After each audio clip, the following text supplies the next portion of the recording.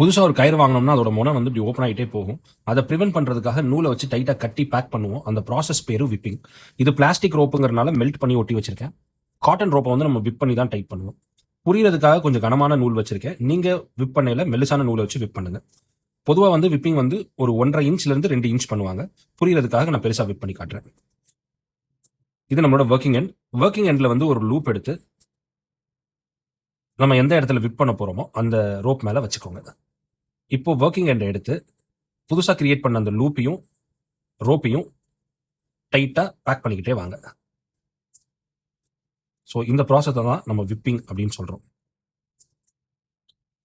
So இதை டைட்டா back பண்ணிட்டே வந்தீங்கன்னா கடைசியில் மிச்சம் இருக்கக்கூடிய இந்த ஒர்க்கிங் எண்டை நம்ம விட்டுருக்க லூப்புக்குள்ள இது மாதிரி இன்சர்ட் பண்ணிடுங்க. மிச்சம் இருக்க ஒர்க்கிங் எண்டை அந்த லூப்புக்குள்ள இது மாதிரி இன்சர்ட் பண்ணியிருக்கேன். அப்புறம் இந்த ஃப்ளோயிங் எண்டை பிடிச்சி டைட் பண்ணீங்க அப்படின்னா அந்த லூப் வந்து அப்படியே ஷ்ரிங்க் ஆகும். அந்த ஒர்க்கிங் எண்டை அப்படியே உள்ள கொண்டு போயிடும். எக்ஸ்ட்ராவா இருக்கக்கூடிய இந்த எண்டை கட் பண்ணி விட்டுருங்க. அதே மாதிரி இந்த ரோப்ல எக்ஸ்ட்ராவா இருக்கிறத கட் பண்ணிட்டீங்கன்னா இதுதான் உங்களோட விப்பிங். பார்க்க இது மாதிரி தான் இருக்கும்.